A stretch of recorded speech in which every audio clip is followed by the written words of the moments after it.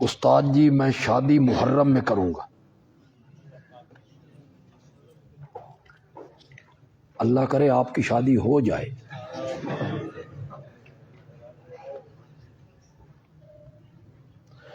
تین صحابہ مقداد، ابو ذر، سلمان جی۔ استاد جی آپ بھی صحابہ کی تاریخ مرتب کریں تاکہ صحیح استفادہ کیا جا سکے۔ میں نے جو کچھ لکھنا تھا میں نے 7ویں جلد میں لکھا، پھر میں نے 10ویں جلد میں لکھا۔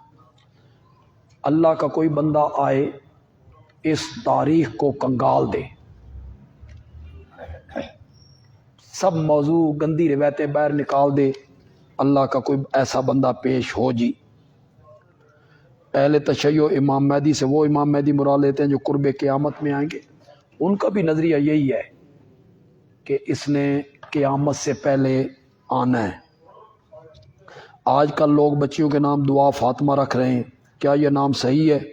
ہاں کوئی حرج نہیں ہے، ہم یہ نہیں کہتے۔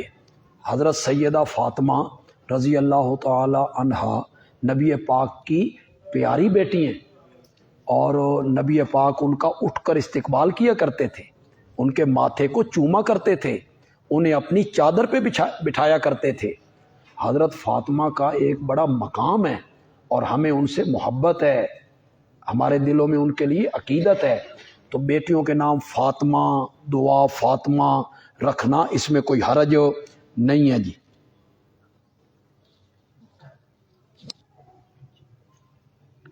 میں نے آپ کو کہہ دیا ہے کہ جو صحابہ پہ تبرہ کرتا ہے اس کے ساتھ نکاح کا سوچنا بھی نہیں چاہیے۔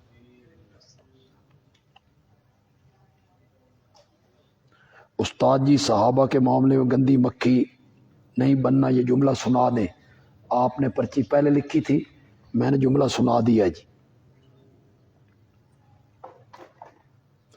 جو لوگ کہتے ہیں کہ نبوت حضرت علی کو ملنی تھی، حضرت جبریل بھول گئے، یہ ان کے مختلف عقائد ہیں، نظریات ہیں ان کے، اور ان کے ذہن میں جو کچھ آتا ہے وہ کہتے چلے جاتے ہیں۔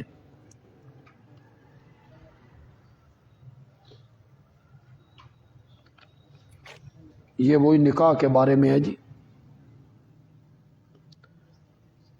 جو صحابہ پہ طعن و تشنیع کرتے ہیں، حضرت عائشہ پہ طعن و تشنیع کرتے ہیں، ایسے لوگوں کے ساتھ کھانا پینا بیٹھنا تجارت یہ جائز نہیں ہے جی، نہیں جائز۔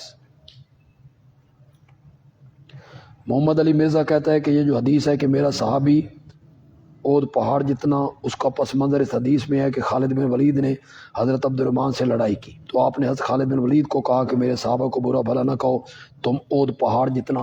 تو جب بعد میں آنے والا ایک آدمی جو ہے بھی صحابی، وہ متقدمین لوگ ان کا مقابلہ نہیں کر سکتا، تو آپ اور میں ان کا مقابلہ کیسے کر سکتے ہیں؟ استاد جی واقعہ کربلا بیان کریں، کل کے سبق میں انشاءاللہ اس پہ روشنی ڈالیں گے جی انشاءاللہ۔ ایک مسئلہ صرف تقیہ والا رہ گیا، تقیہ اور کتمان۔ اہل تشیع کا ایک نظریہ ہے تقیہ کتمان، یہ تقیہ کا عقیدہ انہوں نے کیوں گھڑا، کتمان کا عقیدہ کیوں بنایا، کل اس پر بھی روشنی ڈالیں گے، اور کچھ واقعہ کربلا پہ بھی انشاءاللہ گفتگو کریں گے جی۔